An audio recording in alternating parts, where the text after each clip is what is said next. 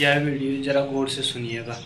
नाम्ना इति जैमिनिः सम्भवात् यत्र यङ्ग प्रयोगानां यथा काला सम्भवा गृहादिवत् ईश्वर तुष्टे एकोऽपि बली अबन्धार्पणस्य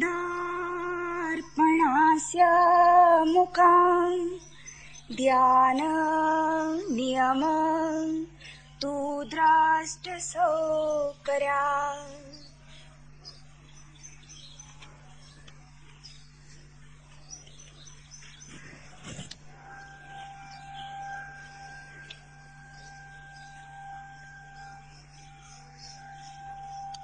भक्ति एक छलांग है,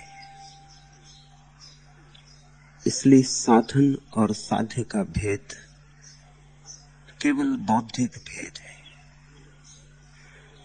विचार के लिए अनिवार्य। अनुभव में ऐसी कोई सीमा, साधन अलग साध्य अलग इस भांति नहीं। बीज कब वृक्ष बनता है, कौन रेखा खींचेगा, गौणी भक्ति कब पराभक्ति हो जाती है, कैसे निर्णय लोगे, कोई मापदंड नहीं। गौणी भक्ति पराभक्ति का ही प्रारंभ है और पराभक्ति गौणी भक्ति का ही अंत है। बच्चा कब जवान हो जाता है, जवान कब बूढ़ा हो जाता है, जीवन में रेखाएं नहीं, सब रेखाएं कल्पित हैं। जीवन अखंड है, रेखा मुक्त है, सीमातीत है। भक्ति छलांग है, लेकिन विभाजन की सार्थकता जरूर है। अस्तित्व नहीं है पर सार्थकता है, समझने के लिए उपयोगी है। शुरुआत तो गौणी भक्ति से ही करनी होगी, शुरुआत तो टटोलने से ही करनी होगी। एक दिन टटोलते टटोलते उससे मिलन हो जाता है। प्रारंभ तो विरह से ही होगा, लेकिन विरह मिलन से अलग नहीं है। अस्तित्वगत अनुभव में विरह मिलन की ही शुरुआत है, वे विपरीत नहीं और न ही भिन्न है। विरह मिलन की शुरुआत है और मिलन विरह का अंत है। वे जुड़े हैं जैसे दो पंख पक्षी के जुड़े, जैसे तुम्हारे दो पैर जुड़े, ऐसे वे संयुक्त हैं। लेकिन आचार्यों ने रेखाबद्ध विचार करने के लिए विभाजन किया है। विभाजन के साथ ही उपद्रव शुरू हो जाता है। जैसे ही विभाजन करोगे वैसे ही सवाल उठता है, कौन प्रमुख है, कौन प्रमुख नहीं। गौणी भक्ति का अर्थ होता है भजन, कीर्तन, नाम स्मरण, प्रभु की महिमा का गुणगान, श्रवण, सत्संग। कुछ आचार्य कहते हैं यही प्रमुख है और उनकी बात में भी बल है, क्योंकि वे कहते हैं इनके बिना, इन बीजों के बिना वृक्ष तो कभी होगा नहीं।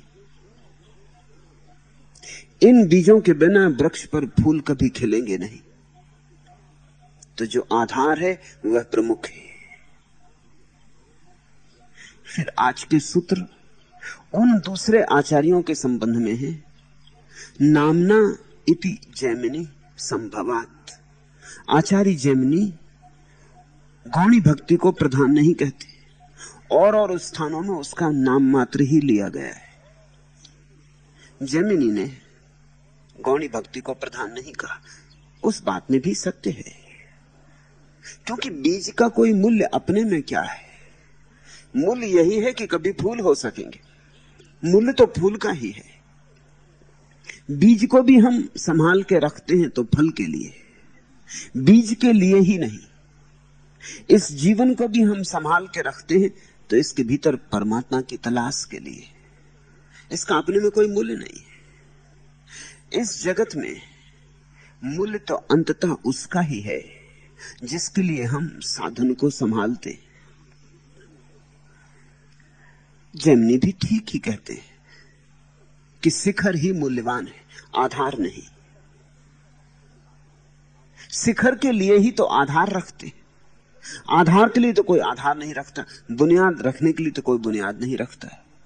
शिलान्यास करते हैं बुनियाद का, लेकिन लक्ष्य तो यही है कि मंदिर उठेगा, शिखर चढ़ेगा, धूप में चमकेंगे स्वर्ण कलश।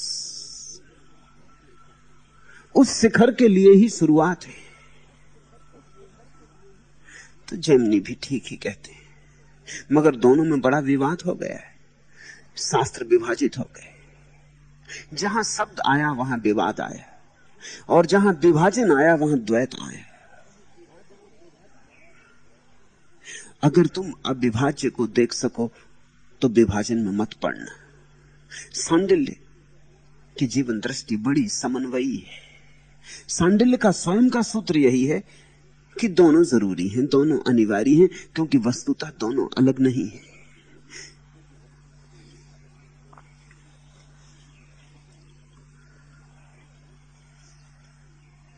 इसके पहले कि सांडिल्य के सूत्र में तुम प्रवेश करो, कुछ बातें ख्याल में ले लेना।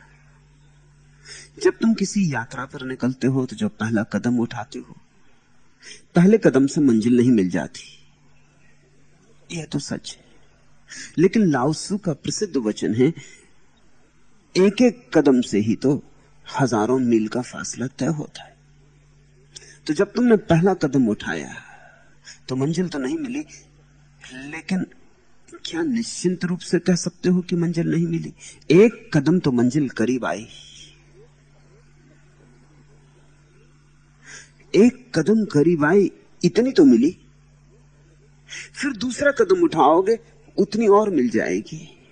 और एक कदम ही तो एक बार में उठाया जा सकता है। एक एक कदम चल के आदमी हजारों मील की यात्रा पूरी कर लेता है। तो जो गौर से देखेगा वो कहेगा पहले कदम में मंजिल मिली भी नहीं और मिली भी।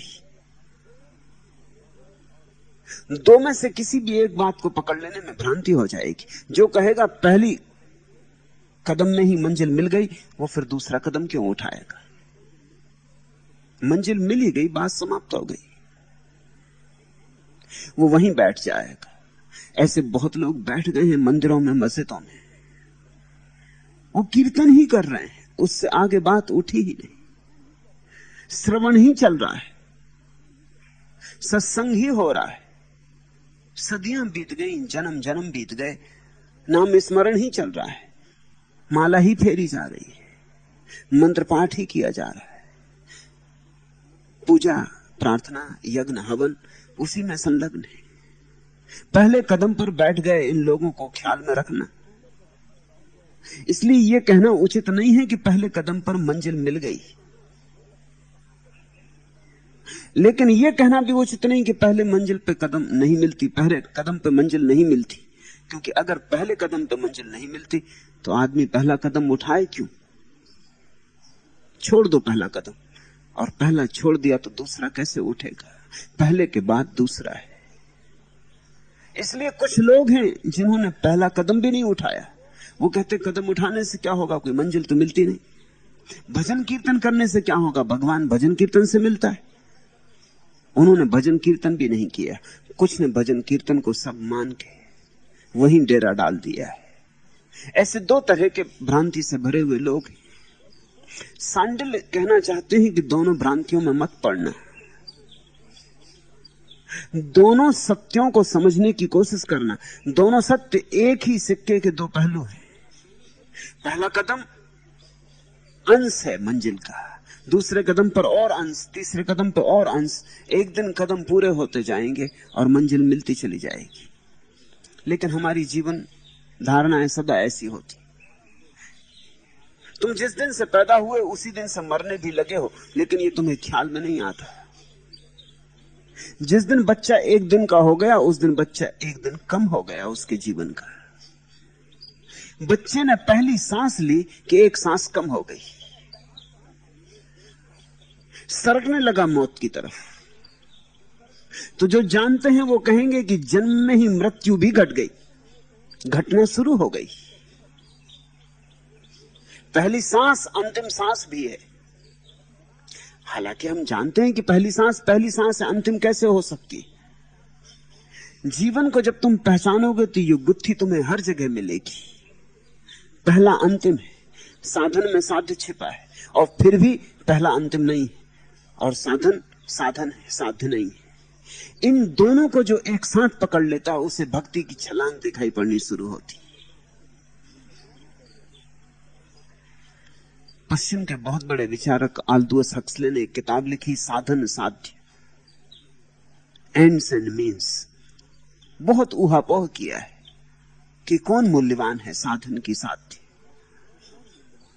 दोनों संयुक्त हैं, अलग नहीं है, इसलिए उनकी मूल्यवत्ता को अलग अलग नहीं आंका जा सकता। कौन मूल्यवान है तुम्हारी देह में? पैर मूल्यवान है कि हाथ? आंखें मूल्यवान है कि कान? बाईं आंख मूल्यवान है कि दाईं आंख? मस्तिष्क मूल्यवान है कि हृदय? कौन मूल्यवान है? तुम एक संयुक्तता हो, तुम एक समग्रता हो। सभी उस समग्रता के अनिवार्य हिस्से हैं। न किसी का मूल्य कम है, न किसी का मूल्य ज्यादा है। उन सबके होने में ही तुम्हारा होना है। आंखें नहीं होंगी तो आंखों का काम पैर ना कर सकेंगे, और पैर नहीं होंगे तो पैरों का काम आंख नहीं कर सकती। यही भ्रांति तो इस देश के पूरे जीवन पर छा गई। ब्राह्मणों को हमने कहा वो सिर है, शूद्रों को हमने कहा वो पैर है। बस पैर हैं तो वो गौण हो गए, ब्राह्मण सिर हैं वो मूल्यवान हो गए। लेकिन सिर को काट के रख दो अलग, उसका क्या मूल्य रह जाता है? ब्राह्मण को अलग काट दिया वो भी मुर्दा हो गया, शूद्र को अलग काट दिया वो भी मुर्दा हो गया। ये दृष्टि गलत है। पैर और सिर दोनों एक संयुक्त व्यक्तित्व के अंग हैं, दोनों अनिवार्य हैं। कोई कम नहीं, कोई ज्यादा नहीं। सांडिल्य कहते हैं, अत्र अंग प्रयोगाणाम यथा काल संभवा ग्रहादिवत। इस स्थान पर ग्रह आदि के अंग स्थान की भांति यथा काल में अंग प्रयोग मात्र समझना चाहिए। सब अंग है। साधन भी जिन्हें हम कहते हैं वो अंग है, और साध भी जिसे हम कहते हैं वो भी अंग है। असली बात दोनों के पार है। यह असली बात में दोनों समाहित है। असली बात दोनों के जोड़ से बनती है। तुम क्या हो? तुम्हारे हाथ, तुम्हारे पैर, तुम्हारी आंख, तुम्हारे कान, तुम्हारा स्वाद, तुम इन सब का जोड़ हो, और इनके जोड़ से थोड़ा अधिक भी। इस भेद को भी ख्याल में ले लेना। यही भेद है चेतन और अचेतन का। चेतन अपने अंश का जोड़ मात्र नहीं होता, अपने अंशों के जोड़ से थोड़ा ज्यादा होता है। अचेतन अपने अंगों का जोड़ मात्र होता है, जोड़ से ज्यादा नहीं होता। जैसे समझो एक कार है, इसके सब अंग अलग कर लो तो पीछे कोई कार की आत्मा नहीं बचती। फिर अंगों को जोड़ दो, कार फिर खड़ी हो जाती। अंग अलग कर लो, कार बिखर जाती। कार सिर्फ अपने अंगों का जोड़ है, उसके भीतर कोई आत्मा नहीं है, यंत्र है। यही फर्क है जीवन का और अंगों का। आदमी के हाथ, पैर, सिर अलग कर लो, फिर तुम लाख जोड़ो तो भी आदमी वापस नहीं लौटता। कार तो वापस लौट आती है, आदमी क्यों वापस नहीं लौटता? अगर आदमी भी यंत्र मात्र होता तो लौटना चाहिए था। यही प्रमाण है कि आदमी यंत्र नहीं है, आत्मा है। कुछ खो गया जो अंगों के पार था, अंगों से ज्यादा था, अंगों के कारण यहां रुका था, ठहरा था। तुमने अंग अलग कर लिए, वो उड़ गया। अंग तो पिंजड़ा है, पक्षी उड़ गया, पक्षी अदृश्य है। तुमने पिंजड़े के सब अंग अलग कर लिए, पक्षी मुक्त हो गया, उड़ गया। अब तुमने पिंजड़े के सब अंग जोड़ दिए, पिंजड़ा बन गया, लेकिन अब उसमें श्वास नहीं है, हृदय की धड़कन नहीं है, आंख देखती नहीं, कान सुनते नहीं, आत्मा खो गई। चैतन्य का अर्थ यही होता है, अपने जोड़ों से ज्यादा, सारे अंगों के जोड़ से कुछ ज्यादा जो है वही चैतन्य है। इसलिए तो आदमी गणित में नहीं आता है, क्योंकि ये बात गणित के बाहर हो गई। अगर 2 और 2 को जोड़ो तो 4 क्या है? 2 और 2 का जोड़ है, इससे ज्यादा नहीं। गणित में आदमी नहीं आता, गणित में जीवन नहीं आता, जीवन गणित के बाहर छूट जाता है। कौन सी चीज बाहर छूट जाती? वह समग्रता है, वह आत्मा है। व्यक्ति के भीतर उसको हम आत्मा कहते हैं, और जब हम सारी समष्टि के भीतर उसको अनुभव कर लेते हैं तो उसे परमात्मा कहते हैं। सांडिल्य कहते हैं अंग मात्र हैं सब। सांडिल्य की दृष्टि समन्वय ग्राही है। सांडिल्य मात्र आचार्य नहीं है, सांडिल्य अनुभोक्ता है। सांडिल्य मात्र दार्शनिक नहीं है। दार्शनिक होते तो उसी विवाद में पड़े होते कि कौन प्रमुख, कौन गौण। फिर एक और मजा है, गौणी भक्ति अगर सच में ही केवल साधन मात्र है तो जब भक्त पहुंच जाता है तब समाप्त हो जानी चाहिए, लेकिन समाप्त नहीं होती। मीरा पाके भी तो गाती रही, पाके भी तो गुनगुनाती रही, पाके भी तो नाचती रही। अगर ये उपकरण मात्र था तो जब पहुंच गए तो समाप्त हो जाना चाहिए। अगर ये रास्ता ही था जिससे हम मंजिल पर पहुंचते, तो जब मंजिल पर पहुंच गए तो रास्ता समाप्त हो गया। अब रास्ते पे चलने का क्या प्रयोजन? लेकिन भक्तों के जीवन को गौर से देखो, वे पहले भी गाते थे और पीछे भी गाते। हालांकि गीत बदल गया, गीत के भीतर का अर्थ बदल गया, गीत के भीतर की भाव भंगिमा बदल गई, मगर गीत जारी है। पहले मीरा विरह में गाती थी, अभी मिलन नहीं हुआ था तड़फती थी, अब मिलन हो गया उसके आनंद में गाती, मगर गीत तो जारी है। कीर्तन जारी है, भजन जारी है, सत्संग जारी। पहले गुरु के पास जाता है भक्त सत्य की खोज में, फिर गुरु के पास जाता है अनुग्रह के भाव में, लेकिन जाना जारी रहता है, जाना नहीं रुकता। अगर गुरु केवल साधन मात्र हो तो जब मिल गया तो नमस्कार, बात समाप्त हो गई। अब गुरु के पास जाके क्या करना है? लेकिन भक्त गुरु के पास पीछे भी जाता है, जाने का अर्थ बदल गया, जाने के भीतर का सार बदल गया। पहले आता था खोजने, अब धन्यवाद देने आता है। पहले भी झुकता था कि शायद झुकने से मिलेगा, अब इसलिए झुकता है कि मिल गया है। अब न झुके कैसे चले? धन्यवाद में झुकता, अनुग्रह में झुकता है। जो बाहर से देखता है उसकी समझ में ना आएगा, क्योंकि झुकना झुकना एक जैसा है। चाहे तुम मांगने के लिए झुको और चाहे धन्यवाद देने के लिए झुको, झुकने की प्रक्रिया बाहर से एक जैसी। फिर तुम्हें याद दिला दूं, यही फर्क है जड़ और चेतन में। जड़ जैसा बाहर से होता है वैसे भीतर से होता है। चैतन्य को तुम बाहर से ही ना समझ पाओगे, क्योंकि बाहर कई बार एक सी घटना होती है और भीतर सब भेद होता है। दो भक्त अपने भगवान के लिए झुक रहे हैं, दो भक्त मंदिर में बैठे गीत गा रहे हैं। गीत भी एक हो सकता है, मूर्ति भी एक हो सकती है, उनका डोलना भी एक जैसा हो सकता है, और फिर भी भेद हो। बाहर कोई भेद ना हो, रत्ती भर भी भेद ना हो, फिर भी भेद हो सकता है। एक अभी खोज रहा है और एक को मिल गया है,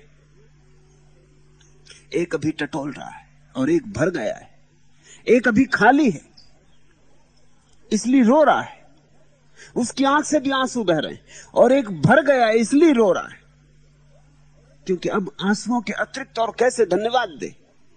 एक के आंसू दुख के आंसू है, एक के आंसू सुख के आंसू है, मगर आंसू तो आंसू है।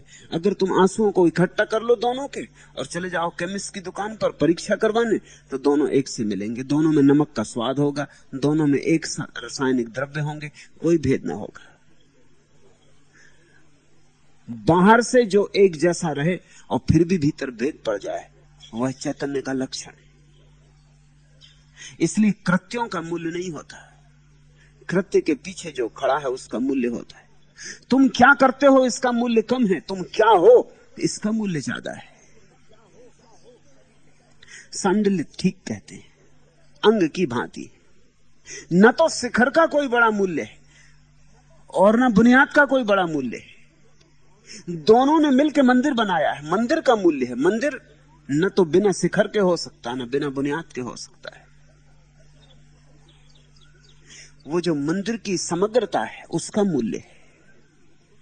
इसलिए इस विवाद में मत पड़ना, मंदिर की समग्रता को ख्याल में रखना।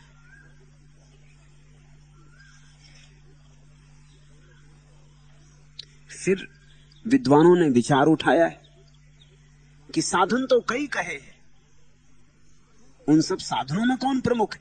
चलो ये भी छोड़ दो कि साधन और साध्य दोनों एक ही समान मूल्य के। तो सवाल उठता है कि साधन तो बहुत हैं, उनमें कौन प्रमुख है?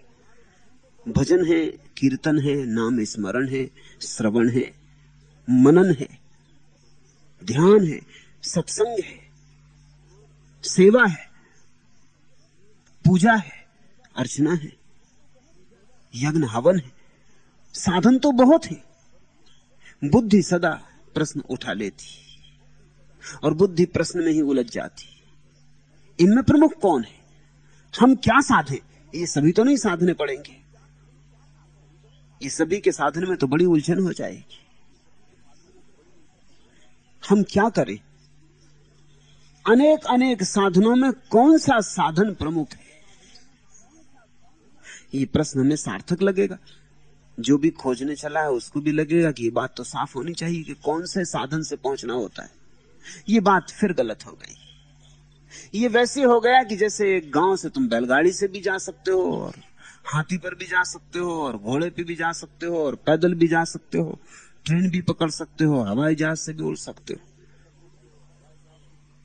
अब इनमें कौन प्रमुख है?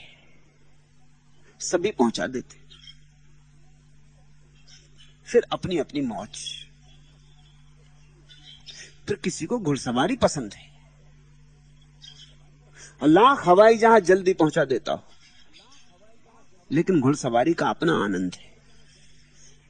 और किसी को पैदल चलने में रस है। पैदल चलने का आनंद अलग है। हवाई जहाज पहुंचा देगा, लेकिन पैदल चलने का मुकाबला नहीं हो सकता। जिन पर्वतों पर कुछ वर्षों पहले तक बसें नहीं जाती थी, तब तक उन तक पहुंचने का मजा और था, क्योंकि चलने में एक साधना होती थी। कैलाश की लोग यात्रा करते या बद्री केदार की, तब चलना एक साधना थी, जीवन को दांव पर लगाना था। पुराने दिनों में तो तीर्थ यात्री का मतलब होता था कि अब लौटेगा कि नहीं लौटेगा, तो घर के लोग विदा ही दे देते थे, आखिरी विदा। किसी याद लौटना हो ही नहीं। घर के लोग रो धो लेते थे। तीर्थ यात्रा पर कोई जा रहा है मतलब वो करीब करीब महायात्रा पे जा रहा है। अब क्या पता लौटेगा कि नहीं। जंगल थे, पहाड़ थे, जंगली पशु थे, डाकू थे, हत्यारे थे। कहां गिर जाएगा, कहां खो जाएगा, इसकी खबर भी फिर मिलेगी या नहीं मिलेगी ये भी पक्का नहीं था। विदा दे देते थे, अंतिम विदा दे देते थे। लौटना करीब करीब असंभव होता था। कोई लौट आता तो वो संयोग की बात थी, न लौटता स्वीकार थी। लेकिन तब का आनंद और था। उन सारे खतरों और चुनौतियों के बीच चलने में बात और थी। फिर पहुंचने का मजा भी और था। अब तुम एक जगह से हवाई जहाज पर सवार हुए, हेलीकॉप्टर पर, और जाके बद्री केदार में तुमको उतार दिए। तुमने कोई मूल्य नहीं चुकाया। तुम बद्री केदार तो पहुंच गए, लेकिन बिना मूल्य चुकाए पहुंच गए। अगर तुम्हें बद्री केदार में वैसी शांति अनुभव न हो जैसी हजारों हजारों साल में लोगों को हुई है, तो तुमको चकित मत होना। तुमने उस शांति के लिए कुछ चुकाया नहीं, तुमने मुफ्त पा ली। तुम्हें राह में पड़ी हुई मिल गई। तुम्हारा बद्री केदार बंबई और कलकत्ते से भिन्न नहीं होगा। कितना हम चुकाते हैं इस पे सब निर्भर करता है। साधन बहुत है, कोई ना गौण है और ना कोई प्रधान है। सांडिल्य ठीक सूत्र कहते हैं। वे कहते हैं ईश्वर तुष्टे एका अपि बलि। ईश्वर के प्रीत्यर्थ एकमात्र साधन भी बलवान, बस उसके प्रेम में किया जाए, इतनी शर्त है।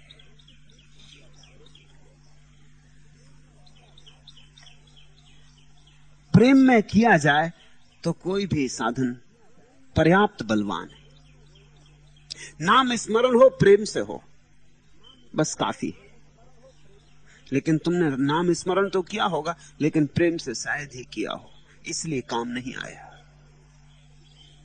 लोग नाम स्मरण करते हैं भय से। भय से किया नाम स्मरण खो जाएगा, वो नाम स्मरण नहीं। लोग मरते हैं तब नाम स्मरण करते, जवान लड़खड़ाने लगती, श्वास खोने लगती, तब नाम स्मरण करते। वो मौत के भय में कर रहे हैं, जीवन के आनंद में नहीं। लोग हारते हैं तब नाम स्मरण करते हैं, जब जीतते हैं तब तो भूल जाते हैं। सुख में कौन याद करता प्रभु को, दुख में लोग याद करते। दुख में याद करते हैं, इसलिए याद प्रभु तक नहीं पहुंचती। तुम्हारी याद ही झूठी है। सुख में जो याद करे उसकी याद पहुंच जाती है। सूत्र है परमात्मा के प्रीत्यर्थ, प्रभु के प्रेम में। सांडिल्य की दृष्टि बड़ी साफ है, विवादी नहीं, विचारक की नहीं, चिंतक की नहीं, अनुभोक्ता की है। अनुभव से उन्होंने जाना है कि जो भी साधन प्रेम से पकड़ लिया जाए वही पहुंचा देता है। प्रेम पहुंचाता है, साधन तो केवल सहारा है। और जिसके साथ प्रेम जुड़ जाए वही साधन अति बलवान हो जाता है। अब समझो, तुम यहां मुझे सुनने बैठे हो, यह सुनना भी हो सकता है, यह श्रवण भी हो सकता है। सुनने का मतलब इतना ही हुआ कि तुम्हारे पास कान है और कान खराब नहीं है, तो जो मैं कह रहा हूं वो तुम्हें सुनाई पड़ रहा है। श्रवण बड़ी और बात है। श्रवण का अर्थ है कान से ही नहीं सुनी जा रही बात, हृदय से सुनी जा रही। हृदय में भी कान उगाए, तुम कान ही कान हो गए हो, तुम्हारा रोआ रोआ सुन रहा है, तुम्हारा कण कण तरंगित हो रहा है, तुम्हारे भीतर रोमांच हो रहा है। तुम सुन ही नहीं रहे, पी रहे हो। तुम सुन ही नहीं रहे, जी रहे हो। एक एक शब्द जो कहा जा रहा है वो तुम्हारे भीतर तृप्ति बन रहा है, तुम्हारे भीतर प्रसाद की तरह उतर रहा है। शब्द ही नहीं सुन रहे हो तुम मेरी उपस्थिति को भी पी रहे हो, तो ये श्रवण होगा। अगर मुझसे प्रेम है तो ये संभव हो पाएगा। अब यहां तुम देखते हो बहुत से विदेशी सन्यासी बैठे जो मेरी भाषा का एक शब्द नहीं समझ रहे हैं, मगर तुम ये मत सोचना कि वो श्रवण नहीं कर रहे। श्रवण का भाषा से कोई संबंध नहीं। यह भी हो सकता है कि तुम जो मेरी भाषा समझ रहे हो श्रवण ना कर रहे हो, और यह भी हो सकता है कि कोई जो मेरी भाषा नहीं सुन रहा है श्रवण कर रहा हो। श्रवण बड़ी और बात है, गहरी बात है। अगर मेरे प्रति प्रेम है, अगर तुम्हारी आंखें प्रेम से भरी मुझ पर टिकी है, तो घटना घट रही, तो तुम्हारा हृदय मेरे साथ डोल रहा है, तो तुम्हारी श्वास धीरे धीरे मेरे श्वास की गति में बंध जाएगी, तो तुम धीरे धीरे भूल जाओगे कि तुम पृथक हो। इधर बोलने वाला अलग और सुनने वाला अलग, तो सुनना हो रहा है। जहां बोलने वाला और सुनने वाला एक हो जाते, जहां उनका तादात्म्य हो जाता है, जहां दोनों की भाव दशा एक हो जाती, उस घड़ी श्रवण शुरू होता है। जब कोई प्रेम से सुनता है तो श्रवण शुरू होता है। बस श्रवण हो जाए, प्रेम से भरा हो, पर्याप्त है। भजन हो जाए, प्रेम से भरा हो, पर्याप्त है।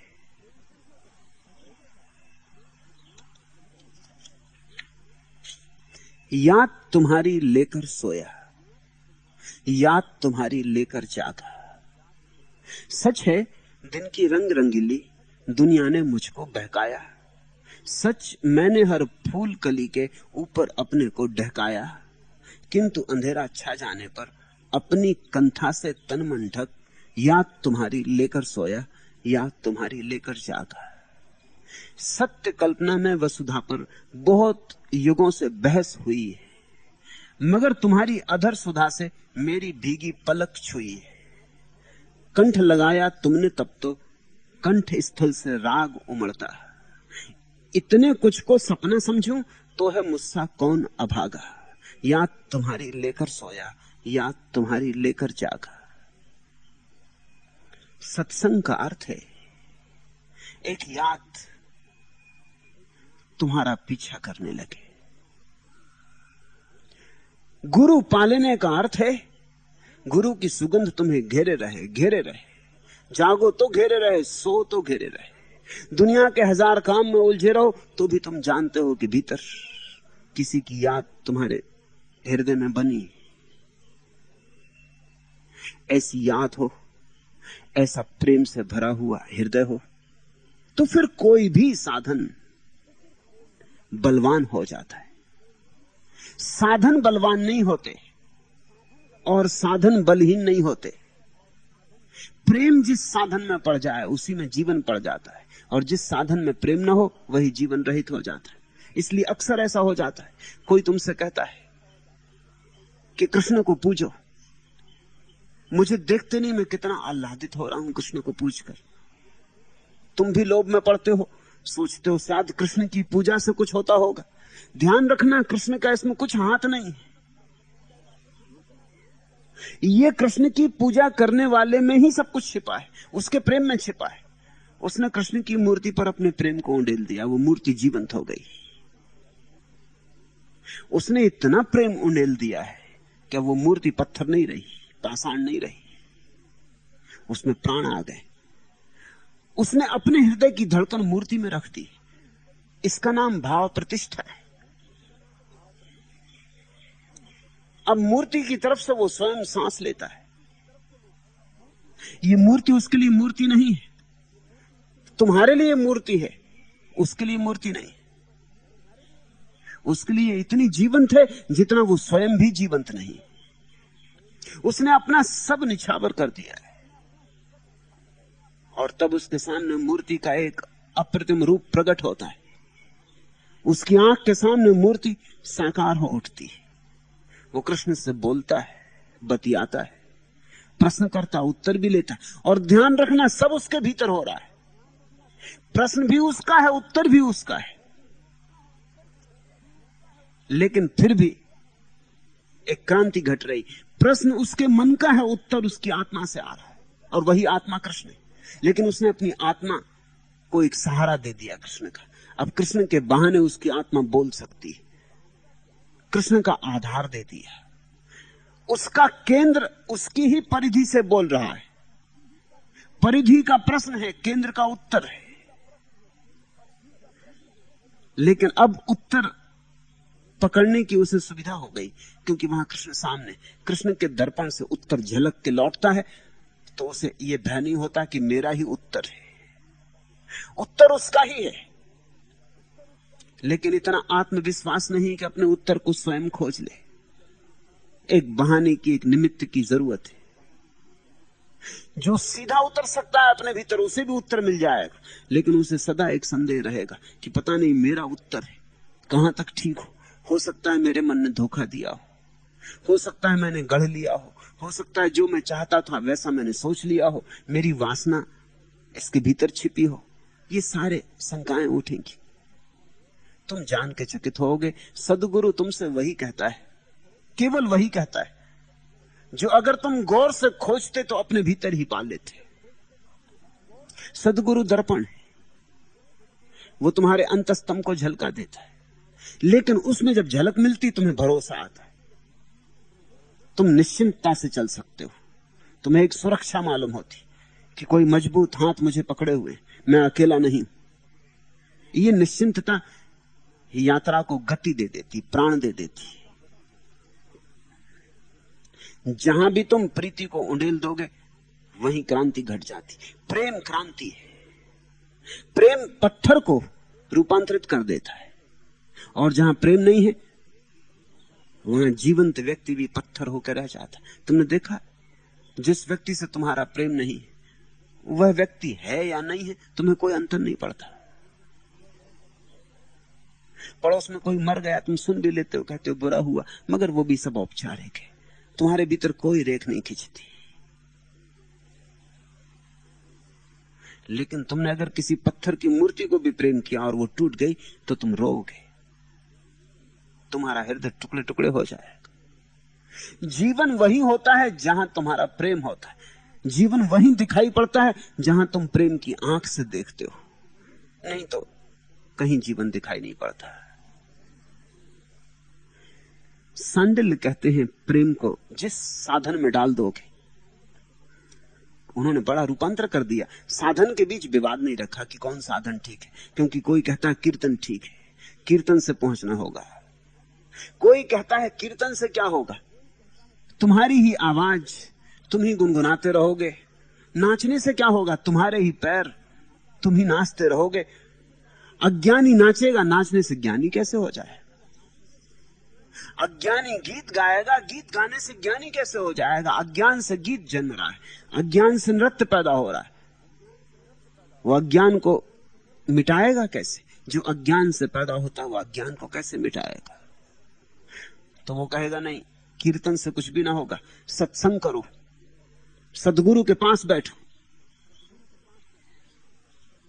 सत्संग प्रमुख है। लेकिन तुम सदगुरु के पास बैठ सकते हो और फिर भी दूर रह सकते हो। सदगुरु को देखना कहां आसान है, आमने सामने खड़े होकर भी तो चूकना हो जाता है। आंख में आंख डाल के बुद्ध तुम्हें देखते हैं और चूकना हो जाता है। तुम नहीं देख पाते, तुम्हें भरोसे नहीं आता। तुम्हारी जिंदगी संदेहों से, शंकाओं से भरी है। तुम्हें हजार शंकाएं उठती, तुम्हारी हजार धारणाएं बीच में बाधा बनती। बुद्ध तुम्हारे पास से गुजर जाते, तुम वैसे के वैसे रह जाते। तुम्हारे भीतर कुछ भी डोलता नहीं, तुम्हारे भीतर कोई रोमांच नहीं होता, तुम्हारे भीतर कोई खबर ही नहीं पड़ती। बुद्ध अदृश्य रह जाते, तुम्हारे लिए दृश्य नहीं हो पाते। सत्संग से भी क्या होगा? सुनते रहो बैठे हुए, बार बार सुनते सुनते सुनते सुनते धीरे धीरे सुनना भी भूल जाएगा। वही वही सुनते सुनते तुम सोचोगे अब सुनने में भी क्या सार है। इसलिए तो लोग मंदिरों में तुम्हें सोते हुए मिलेंगे, धर्म सभाओं में सोते मिलेंगे। उन्हें पहले से ही पता है, वही राम कथा, उन्हें सब पता है कि आगे क्या होगा। उसमें कुछ फर्क भी तो नहीं होता। तुम थोड़ा सोचो, एक ही फिल्म अगर तुम्हें बार बार देखनी पड़े, तुम कितने दिन तक जागे हुए देख सकोगे? एक बार, दो बार, तीन बार, फिर तुम्हें सब पता है कि आगे क्या होने वाला है।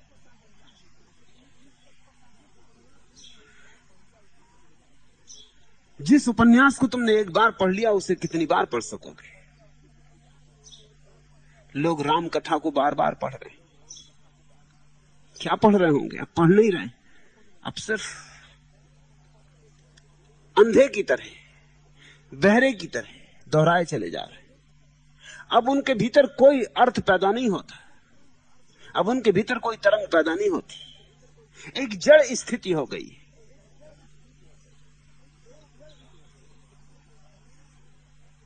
लोगों को शास्त्र कंठस्थ हो गए, ऐसे ही सदगुरु के पास बैठ बैठ के उसकी बातें कंठस्थ हो जाएंगी। फिर तुम सुनते भी रहोगे और सुनोगे भी नहीं, और सोए भी रहोगे। सत्संग से क्या होगा? तो दूसरी तरफ लोग हैं जो कहते हैं सत्संग से कुछ भी नहीं होगा। पूजा करो,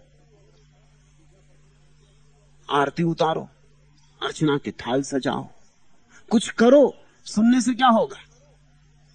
इनमें विवाद चलता रहा है, लेकिन सांडिल्य ने ठीक किया, उस विवाद को एक झटके में तोड़ दिया।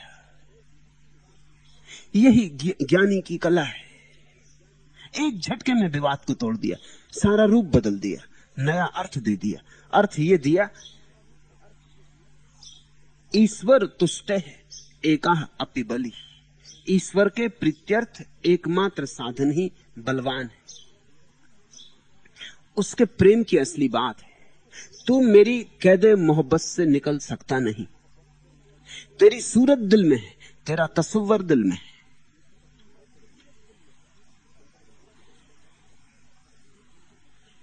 मुझसे तुम दामन बचाकर जाओगे आखिर कहां। याद आ सकता हूं मैं, दिल में समा सकता हूं मैं। और ध्यान रखना, जितना तुम परमात्मा को अपने दिल में समा लोगे, उतने ही तुम परमात्मा के दिल में समा जाते हो। एक अनुपात है, इस अनुपात में कभी भेद नहीं पड़ता। तुम जितनी उसकी याद करते हो, उतनी ही दूसरी तरफ से भी याद शुरू हो जाती। परमात्मा तो तुम जो करते हो उसी का प्रतिफलन है। तुम इसकी याद करते हो तो उस तरफ से ध्वनियां उठने लगती। ये अस्तित्व प्रतिपल तुम जो इसके साथ करते हो वही दोहरा देता है। अगर तुम गालियां बकते हो तो गालियां तुम पर लौट के गिर जाती। अगर तुम प्रेम फैलाते हो तो प्रेम तुम पर बरस जाता है। ध्यान रखना, जो तुम्हें मिलता है, खोजबीन करोगे तो तुम पाओगे तुमने इस जगत को वही दिया था, वही तुम्हें मिलता है। इसे सिद्धांत की भाषा में कहो तो कर्म का सिद्धांत। ऐसा नहीं कि कोई परमात्मा वहां बैठा है जो हिसाब लगा रहा है कि तुमने कितनी चोरी की और कितना ब्लैक मार्केट किया और कितनी रुश्वत खाई और कितनी बेईमानी की। इस सब का हिसाब कौन रखेगा? नहीं, इस हिसाब की जरूरत भी नहीं। तुम जो करते हो, जगत अनिवार्य रूपेण उसे तुम्ही पर लौटा देता है। तुम्हारा कृत्य तुम्हारा भविष्य हो जाता है। जिसने आनंद के भाव से भरकर परमात्मा को स्मरण किया है, उसके ऊपर परमात्मा सब तरफ से बरसने लगेगा।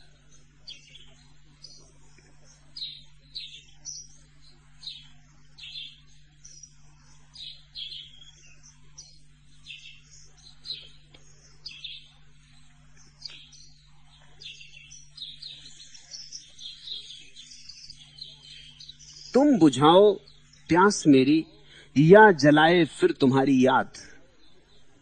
स्वर्ण चांदी के कटोरों मैं भरा था झलमलाता नीर। मैं झुका सहसा पिपासा कुल, मगर फिर हो गया गंभीर। भेद पानी और पानी, प्यास में और प्यास में भी भेद। तुम बुझाओ प्यास मेरी या जलाए फिर तुम्हारी याद। पंखुड़ी पर ओस की दो बूंद में भी डूबता है कौन। उस घड़ी की ही प्रतीक्षा मैं कभी गाता कभी हूं मौन। जब अमृत सागर सुनेगा, सिर धुनेगा फेन बन साकार। और करेंगे सिंधु हाला और हलाहल के प्रणय संवाद। तुम बुझाओ प्यास मेरी या जलाए फिर तुम्हारी याद। भक्त कहता दो ही उपाय हैं अब। तुम बुझाओ प्यास मेरी या जलाए फिर तुम्हारी याद। या तो बुझा दो मेरी प्यास को, या ऐसा जला दो मेरी प्यास को कि मैं उसी में राख हो जाऊं।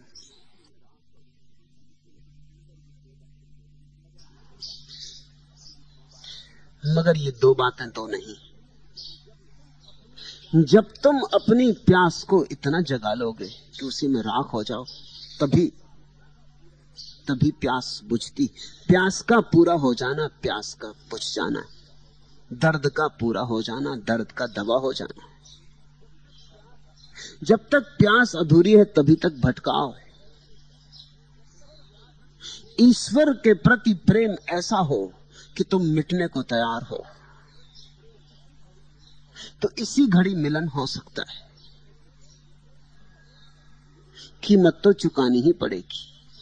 लोग सस्ते में चाहते, लोग पूछते हैं ईश्वर कहां है, हम ईश्वर को देखना चाहते। मैं उनसे पूछता हूं तुम ईश्वर को पाने के लिए चुकाना क्या चाहते? जब भी मुझसे कोई आके पूछता है ईश्वर को दिखा दे, तो मैं कहता हूं ईश्वर तो दिख जाएगा, वो कोई बड़ी बात नहीं, वो तो सरल बात है। असली सवाल ये तुम चुकाने को क्या तैयार हो? कहते हैं चुकाना क्या है? ईश्वर को देखना भर है, चुकाने की जरा तैयारी नहीं।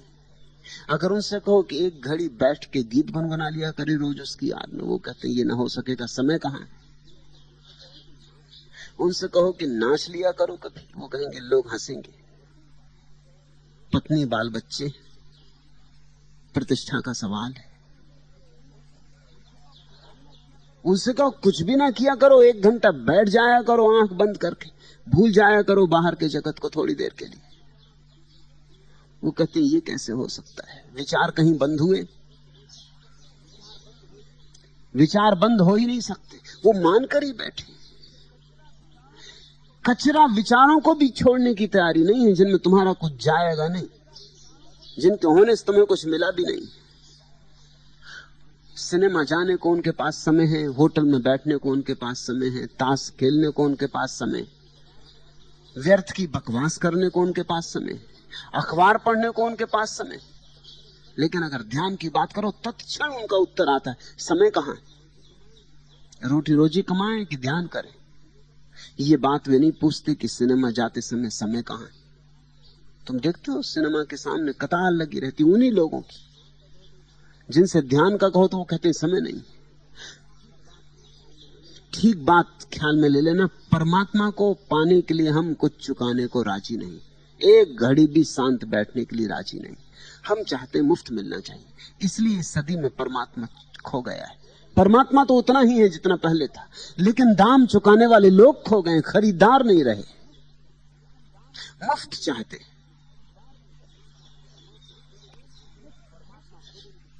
परमात्मा खुद उनके द्वार पर आए,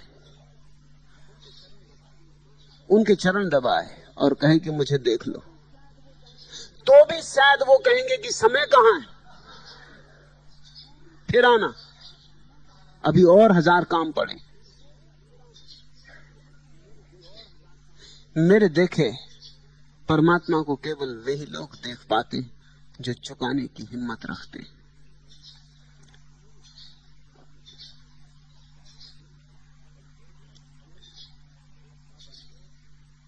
अबंधो अर्पणस्य मुखम, अर्पण से बंधन मुक्त हो जाता है। बड़े बहुल सूत्र है। सांडिल कह रहे हैं कि अगर तुम प्रेम में अर्पित हो जाओ फिर सारे कर्मों के बंधन समाप्त हो जाते। तुम एक बार भी अपने को समर्पित कर दो, कह दो कि मैं तेरा हूं, अब तू जो करवाएगा करूंगा, तू जो नहीं करवाएगा नहीं करूंगा, बुरा तेरा भला तेरा, साधुता तेरी असाधुता तेरी, अब मैं तेरा हूं, अब मैं नहीं कहना छोड़ता हूं, अब मैं सिर्फ हां ही कहूंगा, तू आज्ञा देना और मैं हां कहूंगा, तू पूरब ले जाए तो पूरब, तू पश्चिम ले जाए तो पश्चिम, तू जहां ले जाए जाऊंगा, तू नर्क भेज दे तो नर्क जाऊंगा, शिकायत नहीं होगी। अब मैं तेरे हाथों में अपने को सौंपता हूं। ऐसा जिसने कहा, ऐसा जिसने भीतर से किया, उसके जीवन में रूपांतरण हो जाता है। क्या रूपांतरण हो जाता है? कर्ता भाव समाप्त हो जाता है। तुम कर्ता नहीं रहे, परमात्मा कर्ता हो गया। तुम कौन रहे? तुम एक कठपुतली हो गए। भक्ति का सारा सार कठपुतली के नाच में। देखी कठपुतली का नाच देखा? भीतर छिपा रहता उनको नचाने वाला। उसके हाथ में कठपुतलियों के धागे रहते। कठपुतलियां रोती हैं, गाती हैं, नाचती हैं, लड़ती झगड़ती, प्रेम भी करती, सब चलता है, लेकिन कठपुतली का अपना कुछ भी नहीं। कठपुतली किसी के इशारे पर नाच नहीं। भक्ति का सारसूत इतना है कि कठपुतली हो जाओ, ये कहना छोड़ दो कि मैं करूंगा, कि मेरे किए कुछ हो सकता है। जहां मैं गया, कर्ता भाव गया, वहीं कर्म भी गया, फिर परमात्मा संभाल लेता है। उस क्षण से ही जीवन में प्रसाद की बरसा शुरू हो जाती। दुनिया ऐसी ही चलती, तुम जो करते हो यही काम जारी रहता है, मगर फिर भी सब बदल जाता है। अब तुम करता नहीं रह जाते। सफलता मिलती तो तुम ये नहीं कहते कि मैं सफल हुआ, देखो मैं कुछ खास। असफलता मिलती तो तुम रोते नहीं, तुम ये नहीं कहते कि मैं असफल हो गया, आत्महत्या कर लूंगा। अब सुख और दुख में भेद नहीं रह जाता। सुख दुख में भेद क्या है? जब तक तुम करता हो तब तक भेद है। सफलता असफलता में भेद क्या है? जब तक मैं करने वाला हूं तब तक भेद है। जब मैं करने वाला नहीं तो सफलता हो तो उसकी, असफलता हो तो उसकी। कठपुतली को जिता दे कि हरा दे, कठपुतली को क्या लेना देना है? गिरा दे कि उठा दे, राज सिंहासन पर बिठा दे कि सूली पे लटका दे, कठपुतली को क्या लेना देना है? अबंधा अर्पणस्य मुखम, अर्पण से बंधन मुक्ति हो जाती। अर्पित तुमको मेरी आशा और निराशा और पिपासा, पंख उगे थे मेरे जिस दिन तुमने कंधे सहलाए थे। जिस जिस पथ पर मैं बेरा एक तुम्हारे बतलाए थे। विचरण को सोठौर, बसेरे को केवल गलबां तुम्हारी। अर्पित तुमको मेरी आशा और निराशा और पिपासा। नाम तुम्हारा ले लूं मेरे स्वप्नों की नामावली पूरी। तुम जिससे संबंध नहीं वह काम अधूरा, बात अधूरी। तुम जिसमें डोले वह जीवन, तुम जिसमें बोले वह वाणी। मुर्दा मूक नहीं तो मेरे सब अरमान, सभी अभिलाषा। अर्पित तुमको मेरी आशा और निराशा और पिपासा। तुमसे क्या पाने को तरसा, करता हूं कैसे बतलाऊं। तुमको क्या देने को आकुल रहता हूं, कैसे जतलाऊं। यह चमड़े की जीभ पकड़ कब पाती है मेरे भावों को। इन गीतों में पंगु, स्वर्ग में नर्तन करने वाली भाषा। अर्पित तुमको मेरी आशा और निराशा और पिपासा। सब अर्पित, आशा निराशा पिपासा सब अर्पित। अंधेरा प्रकाश, सुख दुख, आकांक्षाएं विषाद, सब अर्पित। अर्पित तुमको मेरी आशा और निराशा और पिपासा। कुछ बचाना मत। ये मत सोचना कि अच्छा अच्छा अर्पित करें, वही भी अहंकार है। साधुता अर्पित करें, वही भी अहंकार है। फूल ही फूल मत ले जाना प्रभु के चरणों में, अन्यथा चूक हो जाएगी। तुम्हारे कांटों का क्या होगा? लोग फूल ही फूल चढ़ाते। मैं एक गांव में बहुत दिन तक रहा। मैंने एक बड़ा बगीचा लगा रखा था। मेरे पड़ोस के एक वृद्ध सज्जन रोज सुबह आ जाते थे, थोड़े फूल चाहिए, मंदिर जा रहा हूं। उनको मैंने कई बार फूल तोड़ते देखा। एक दिन मैंने उनसे कहा कभी कांटे भी ले जाओ। उन्होंने कहा आप कहते क्या है? कांटे? किस शास्त्र में लिखा है कांटे चढ़ाने की बात? मैंने उनसे कहा ऐसा कोई शास्त्र ही नहीं जिसमें यह ना लिखा हो। इशारे हैं शास्त्रों में, सीधा सीधा शायद ना भी लिखा हो, लेकिन मैं तुमसे कहता हूं कांटे भी ले जाओ, क्योंकि फूल तो तुम चढ़ा दोगे, तुम्हारे कांटों का क्या होगा? स्वर्ग तो तुम चढ़ा दोगे, तुम्हारे नरक का क्या होगा? अपने देवता को तो चढ़ा दोगे, अपने दानवों का क्या होगा? वो तुम्हारे पास बचा रह जाएगा, तुम उसी में जकड़ जाओगे। सब चढ़ा दो। अब ये भी भेद क्या करना जब चढ़ाने ही गए? सब उसका है, ऐसे भी उसका है, तुम चढ़ाओ या ना चढ़ाओ, ऐसे भी उसका है। लेकिन चढ़ा दो तो तुम्हारे जीवन में बड़ा फर्क पड़ जाए। त्वदीयम वस्तु तुभ्यमेव समर्पय, तेरी चीज तुझे ही समर्पित। ऐसे भी तुम्हारी नहीं है, तुम्हारे पास है क्या देने को? तुम उसके हो, तुम्हारे पास देने को हो भी क्या सकता है, लेकिन तुमने अकड़ बना ली। जो तुम्हारा नहीं उस पर तुमने अपने होने का कब्जा कर रखा है। तुमने जमीन पर रेखाएं खींच दी थी, ये मेरी जमीन, ये मेरा देश, ये मेरा घर, ये मेरी पत्नी, ये मेरा बेटा, ये तुम्हारी खींची हुई लकीरें, ये सब गैर कानूनी है, क्योंकि सब उसका है।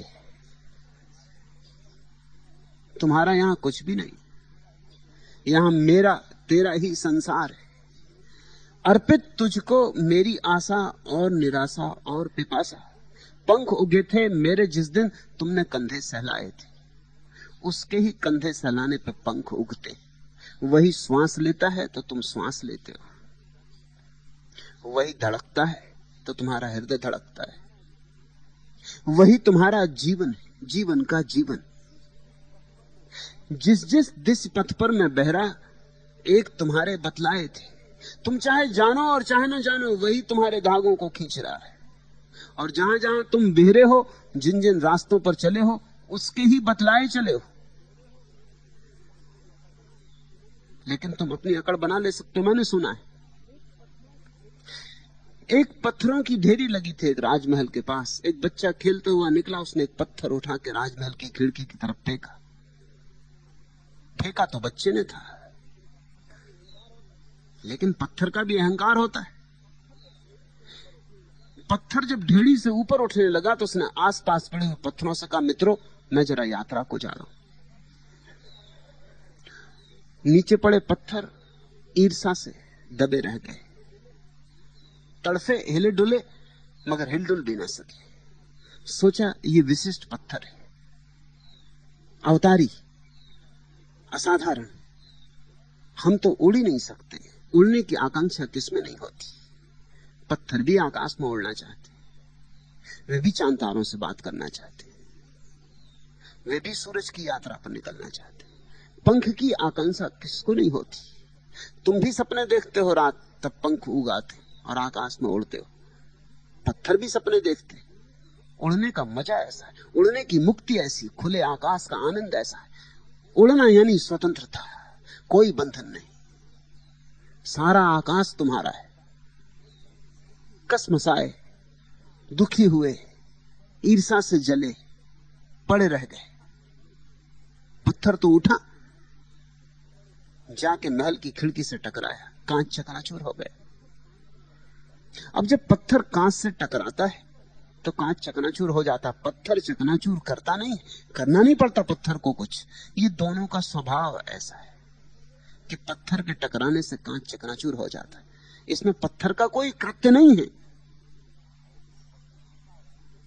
लेकिन पत्थर हंसा और उसने कहा, मैंने लाख बार कहा मेरे रास्ते में कोई भी ना आए, जो आएगा चकनाचूर हो जाए।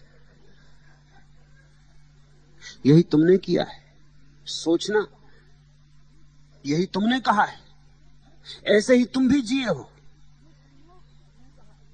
यह संयोग ही है, इसमें कुछ गौरव नहीं है पत्थर का। पत्थर पत्थर है, कांच कांच है, बस इतनी बात है। कांच कोमल है, पत्थर कठोर है, इतनी बात है। न पत्थर के किए कुछ हो रहा है, न कांच के किए कुछ हो रहा है, स्वभावगत सब हो रहा है। कांच तो छितर के टूट गया, पत्थर जाके महल की भीतर कालीन पर गिरा, बहुमूल्य ईरानी कालीन। मालूम पत्थर ने क्या कहा? पत्थर ने कहा, यात्रा की, लंबी यात्रा की, थक भी गया, थोड़ा विश्राम करो। गिरा है लेकिन कहता है विश्राम करो।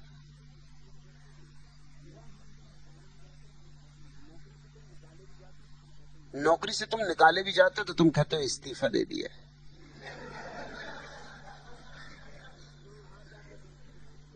चुनाव हार जाते तुम कहते हो राजनीति का त्याग कर दिया, संन्यास ले लिया। महल के द्वार पर खड़े नौकर ने आवाज सुनी, कांच के टूटने की, पत्थर के गिरने की। वो भागा भीतर आया, उसने पत्थर को हाथ में उठाया फेंकने के लिए, लेकिन पत्थर ने कहा कि बड़े भले लोग हैं, मेरे स्वागत में न केवल कालीन बिछा रखे थे बल्कि सेवक भी लगा रखे। नौकर ने पत्थर को उठा के वापस खिड़की से नीचे फेंक दिया। मालूम पत्थर ने क्या कहा? पत्थर ने कहा, बहुत दिन हो गए घर छोड़े, मित्रों की याद भी बहुत आती, अब वापस चलूं। और जब पत्थर वापस गिर रहा था अपनी ढेरी पर तो उसने कहा, मित्रों तुम्हारी बड़ी याद आती थी। ऐसे तो महलों में निवास किया, राजाओं के हाथों में उठा, सम्राटों से मुलाकात हुई, मगर फिर भी अपना घर, अपने लोग, अपना देश, मातृभूमि बड़ी याद आती थी। मैं वापस आ गया, उस सब को छोड़ छाड़ दिया।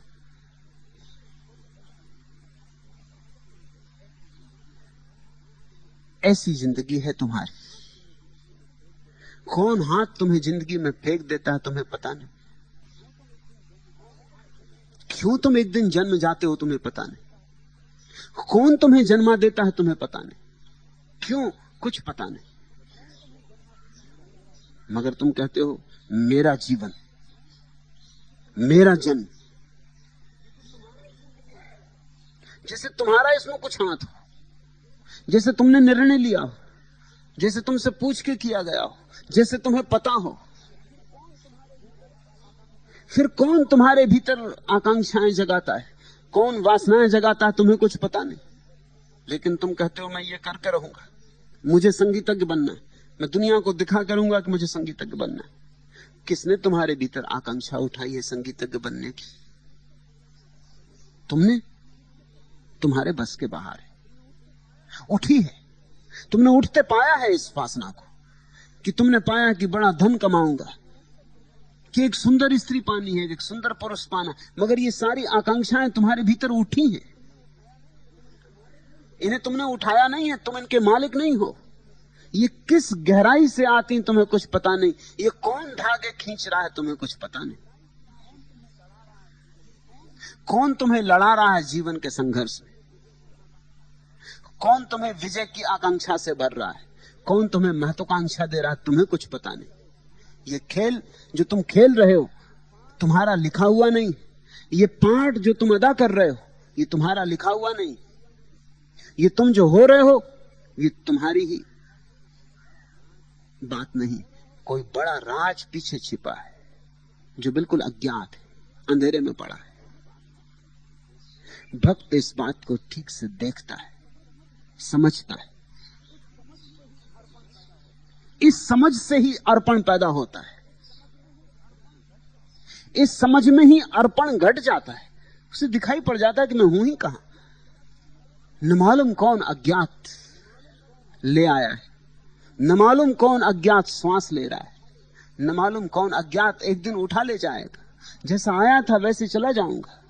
न मालूम कौन अज्ञात न मालूम किन किन यात्राओं पर भेज रहा है, जब तक भेज रहा है जा रहा हूं, जिस दिन रोक लेगा रुक जाऊंगा। न संसार मेरा है न सन्यास मेरा है। मेरे पास लोग आते हैं, वो पूछते हैं कि सन्यास लेने की आकांक्षा हो रही, ले लें या ना लें। मैं उनसे कहता हूं तुम्हारे हाथ में, तो तुम समझे नहीं सन्यास का अर्थ। तुम निर्णायक बनोगे तो सन्यास चूक गया। कौन अज्ञात तुम्हारे भीतर यह आकांक्षा उठा रहा है कि अब सन्यास ले लो? छोड़ दो उसके हाथों में, लेने दो उसे सन्यास तुम्हारे द्वारा। वही सन्यास लेता है तुम्हारे द्वारा, वही सन्यास छोड़ संसार में जाता है तुम्हारे द्वारा। सब खेल उसका, सब द्वंद्व उसकी, सारी लीला उसकी। ऐसी प्रतीति जब होने लगती और सत्संग में यही हो जाए तो बस सत्संग पूरा हुआ। किसी के पास बैठ के ये बात तुम्हारी समझ में उतर जाए कि तुम नहीं हो, परमात्मा है, फिर ये कहना ही बात फिजूल होगी कि अर्पित करता हूं। कौन है अर्पित करने वाला? किसको करेगा? अर्पण हो जाते हो तुम, करना नहीं पड़ता। ये कोई घोषणा नहीं करनी पड़ती कि आज से मैं अपने को परमात्मा में अर्पित करता हूं। एक दिन तुम समझ के पाते हो गया अर्पण। आज से तुम नहीं हो, परमात्मा है। नाम तुम्हारा ले लूं मेरे स्वप्नों की नामावली पूरी। तुम जिससे संबद्ध नहीं वह काम अधूरा, बात अधूरी। तुम जिसमें डोले वह जीवन, तुम जिसमें बोले वह बानी। मुर्दा मूक नहीं तो मेरे सब अरमान सभी अभिलाषा। अर्पित तुमको मेरी आशा और निराशा और पिपासा। सब अर्पित है, सब कांटे फूल, स्वर्ग नरक, अंधेरा रोशनी, अच्छा बुरा, पाप पुण्य, सब अर्पित है। अबंधा अर्पणस्य मुखम। और ऐसा जो अर्पित है वो मुक्त हो गया, वो जीवन मुक्त है। इस सूत्र ख्याल में लेना, ये सूत्र सार सूत्र है। ये एक सूत्र काफी है। इस एक सूत्र के सहारे तुम्हारा सारा जीवन नया हो सकता है, तुम्हारा नया जन्म हो सकता है, तुम द्विज हो सकते हो। क्या मेरा है जो आज नहीं है तेरा? मेरी अंजलि के कुसुमों में प्री तेरी गलमाला। मेरे हाथों के दीपक से तेरा घर उजियाला।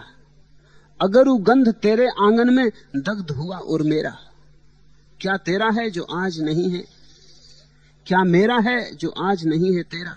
मैं जागा या तूने अपने सरसे से द्रक खोले, मेरा स्वर फूटा या तेरे भाव विहंगम बोले। मेरा भाग्य उदय है तेरी उषा का वातायन, अरुण किरण के सर है मेरे, तेरा सुभग सवेरा। क्या मेरा है जो आज नहीं है तेरा। अर्पित होते ही तुम पाओगे जो तुम्हारा है सब उसका है। और तब एक दूसरी क्रांति घटती कि उसका जो है वो सब तुम्हारा है। एक बार दो तो मिले, एक बार लुटा दो तो पालो,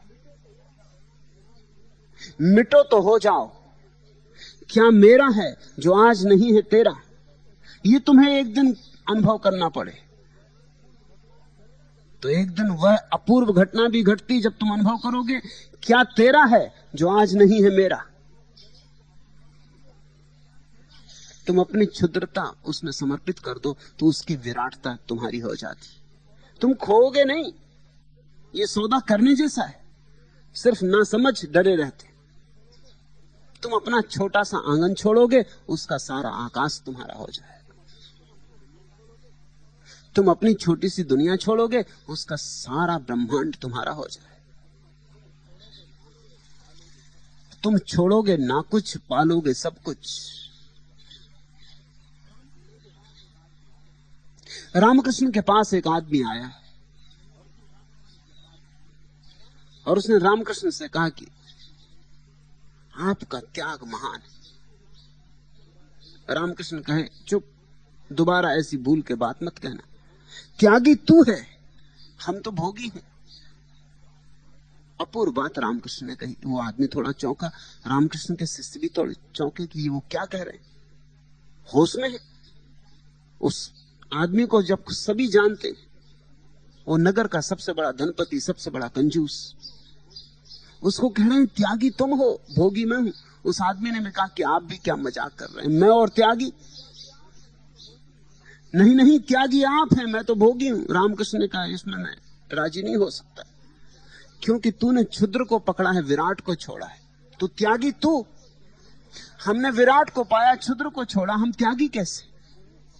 कोई कोड़ी छोड़ दे और कोहिनूर पकड़ ले, उसको त्यागी कहोगे। कोई कोड़ी पकड़ ले और कोहिनूर छोड़ दे, वो है त्यागी। रामकृष्ण ने ठीक कहा, वो बात बिल्कुल सच है। मैं तुमसे कहना चाहता हूं, योग तुम्हें परम भोग पर ले जाता है। जब तक तुम भोगी हो तब तक तुम्हें भोग का पता ही कहां है।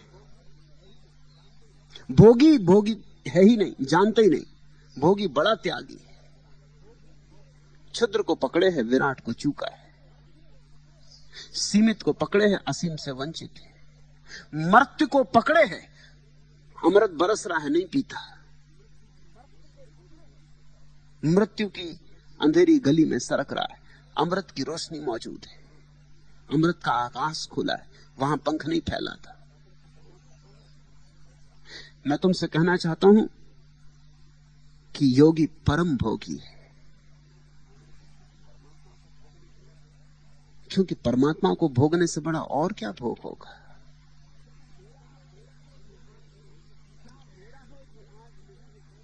क्या मेरा है जो आज नहीं है तेरा। तुम इतना कहो, तुम इतना जियो। मेरी अंजलि के कुसुमों में प्री तेरी गलमाला। तुम्हारे हाथ में जो फूल हैं उन्हें तुम अपने हाथ के मत समझो, उसके गले की माला समझो। मेरे हाथों के दीपक से तेरा घर उजियाला। तुम अपने दियों को अपने लिए मत जलाओ, उसके घर को उजियाला करो। सब उसका है, तुम्हारा घर भी उसका है। अगरु गंध तेरे आंगन में दग्ध हुआ और मेरा, तुम अपने को ऐसे जला दो। अगरु और गंध जलाने से कुछ भी ना होगा, हृदय को जला दो। अगरु गंध तेरे आंगन में दग्ध हुआ और मेरा, क्या मेरा है जो आज नहीं है तेरा। और तब सब रूप बदल जाएगा। तुम्हारे भीतर एक अपूर्व भाव उठेगा, क्या तेरा है जो आज नहीं है मेरा। मैं को गमाओ तो सब तुम्हारा हो जाता है। जीसस ने कहा धन्य भागी हैं वे जो मिटने को तैयार है, क्योंकि केवल वे ही हैं जो बचेंगे। अभागे हैं वे जो अपने को बचाते, जिसने अपने को बचाया उसने अपने को गंवाया। मैं जागा या तूने अपने सरसिस से द्रक खोले। जरा सोचना इस पर ध्यान करना। मैं जागा या तूने अपने सरसिस से द्रक खोले। तुम्हारे भीतर कौन जागता है? वही जागता है। सब जागरण उसका है, सब चैतन्य उसका है। जब सुबह तुम आंख खोलते हो तो तुम ये सोचो ही मत कि तुमने आंख खोली, उसने ही तुम्हारे भीतर आंख खोली, उसने ही श्वास ली, उसने ही जीवन लिया, उसने ही आंख खोली। रात वही आंख बंद करके विश्राम करता है, सुबह आंख खोल के वही काम पर निकल जाता है। जिस दिन तुम अपने को ऐसा समझने लगोगे उस दिन अर्पित हुए। मैं जागा या तूने अपने सरसिस से द्रक खोले। मेरा स्वर फूटा या तेरे भाव विहंगम बोले। तुम क्या गाओगे? सब गीत उसके, और जहां तुम आ जाते हो वहीं विसंगीत है। रविन्द्रनाथ से किसी ने कहा आपने इतने प्यारे गीत गाए। रविन्द्रनाथ ने कहा कि मैंने जो गाए वो प्यारे नहीं। जहां जहां मैं आया वहीं वहीं गीत का छंद टूट गया। जहां तुम छंद पाओ वहां मैं नहीं। सब छंद उसका है।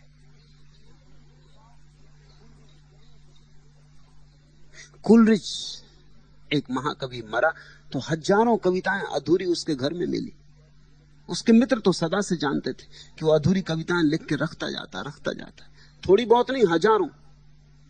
उसके मित्रों ने उससे हमेशा कहा था कि पूरी क्यों नहीं करते। कुलरिच कहता है कि मैं कैसे पूरा करूं? जितनी उतरी उतनी उतरी, जितनी उसने गाई उतनी गाई। मैंने पूरी करने की कोशिश की है कभी कभी, लेकिन तब मैंने पाया कि जो मैं जोड़ देता हूं उससे सब खराब हो जाता है। एक ही पंक्ति अधूरी है किसी कविता में, एक ही पंक्ति रह गई, एक पंक्ति और जुड़ जाए तो पूरी हो जाए कविता। कुलरिच ने कहा कि मैंने एक पंक्ति जोड़ के देखी, बहुत तरह से कोशिश की, लेकिन मेरी पंक्ति अलग रह जाती। वे जो पंक्तियां उतरी, जिनका अवतरण हुआ है, उनमें गंध और है, उनमें उस लोक की गंध है। जो मैं जोड़ देता हूं वो थेगड़ा सा मालूम पड़ता है। ऐसा हुआ, रविन्द्रनाथ ने गीतांजलि का अंग्रेजी में अनुवाद किया तो थोड़ा संकोच उनको था कि अंग्रेजी अपनी भाषा नहीं, अनुवाद पता नहीं ठीक हुआ है या नहीं हुआ है। तो उन्होंने C.F. एंड्रूज को अपना अनुवाद दिखलाया। एंड्रूज ने कहा अनुवाद तो सब ठीक हुआ, सिर्फ 4 जगह थोड़ी व्याकरण की दृष्टि से चूक है। एंड्रूज पंडित थे, विद्वान थे, और उन्होंने जो शब्द सुझाए वो रविन्द्रनाथ को भी जच गए कि ठीक है। उन्होंने शब्द बदल लिए। फिर लंदन में रविन्द्रनाथ ने लंदन के कवियों को इकट्ठा किया अपनी गीतांजलि सुनाने के लिए। ईट्स नाम के एक कवि के घर छोटी सी बैठक हुई कवियों की। रविन्द्रनाथ ने अपनी गीतांजलि सुनाई, लोग भाव विभोर हो गए। लेकिन ईट्स बीच में खड़ा हो गया और उसने कहा कि और सब तो ठीक है, लेकिन 3-4 जगह अड़चन है। रविन्द्रनाथ ने कहा कौन सी जगह जहां अड़चन है? वे ही जगह थी जो C.F. एंड्रूज ने सुझाई थी।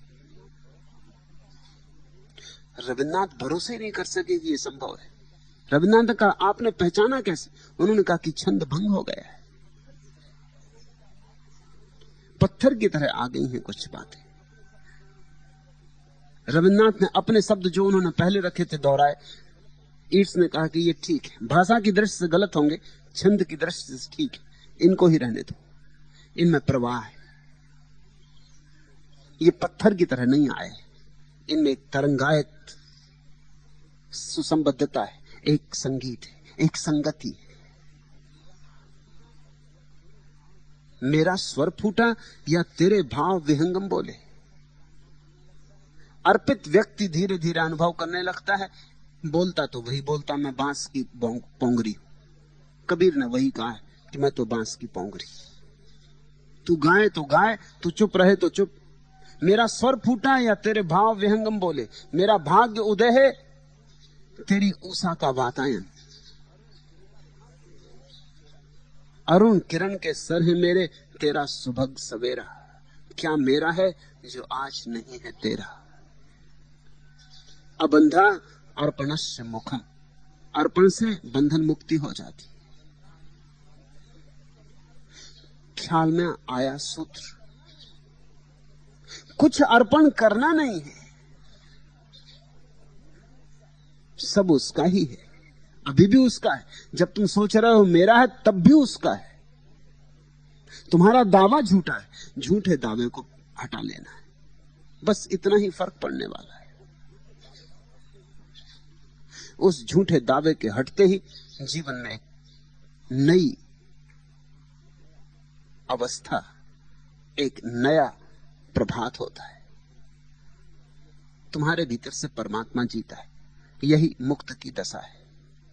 तुम नहीं जीते, फिर तुम्हारा बंधन क्या? फिर जो करवाता है तुम करते हो। कुछ दिन भी जरा इस पर ध्यान करना, जो करवाता है वही करते हो, और इससे फर्क नहीं पड़ता कि तुम जो कर रहे हो उसमें कुछ फर्क पड़ेगा। दुकान जाते थे, अब भी जाओगे। कुछ परमात्मा ऐसा नहीं है कि वो सभी को हिमालय की गुफा में ले जाने वाला है। उसका संसार कैसे चलेगा? कुछ ऐसा नहीं कि परमात्मा पे तुम सब छोड़ दोगे, तुम्हारी पत्नी और बच्चों से तुम्हें छुड़ा देगा। महात्माओं ने छुड़ाया है, परमात्मा ने नहीं छुड़ाया है। महात्माओं से बचना। महात्माओं ने बहुत हत्या की है। महात्माओं के ऊपर भारी दोष है, उन्होंने परमात्मा के संसार को विकृत किया है। उन्होंने जिंदा पति के रहते पत्नियां विधवा करवा दी, जिंदा बाप के रहते बच्चों को अनाथ करवा दिया है। मुझसे लोग आके पूछते हैं कि कैसा सन्यास है आपका, कि आदमी घर में रह रहा है, पत्नी भी बच्चे भी, ये कैसा सन्यास है आपका? कल्याण के एक मित्र ने सन्यास लिया, वो बम्बई बेचारे काम करने आते थे, मेरे पास आए एक दिन, अपनी पत्नी को लेके कहा इसको भी सन्यास दे दे। मैंने पूछा मामला क्या है? उन्होंने कहा मामला ये कि इसके साथ में कहीं जाता हूं तो लोग बड़ी शक की नजर से देखते हैं कि सन्यासी किसकी स्त्री को भगा ले आए। कई लोग पूछते हैं कि ये भाई कौन है, और इस तरह पूछते हैं जैसे कि मैं कोई अपराध कर रहा हूं। और अगर मैं कहता हूं मेरी पत्नी, तो वो मुझे इस तरह से देखते हैं, तुम होश में हो, पागल तो नहीं हो, सन्यासी पत्नी कैसी? मैंने कहा ठीक, इसका भी सन्यास कर देते। एक सप्ताह बाद अपने बेटे को भी लेके आए, छोटे बच्चों को, कि अब इसको भी सन्यास दे दिया। मैंने कहा इसका क्या मामला? उन्होंने कहा हम दोनों इसके साथ कहीं जाते हैं तो लोग सोचते हैं कि किसी के बच्चे को ले भागे। खबरें तो उड़ती रहती ना कि साधु किसी के बच्चे को लेकर भाग गए, बच्चों को उड़ाया जा रहा है। तो उन्होंने कहा कल बड़ी झंझट हो गई, ट्रेन में बैठे थे, एक पुलिस वाला आ गया, उसने कहा कि नीचे उतरो, थाने चलो, ये बच्चा किसका है, कहां ले जा रहे हो?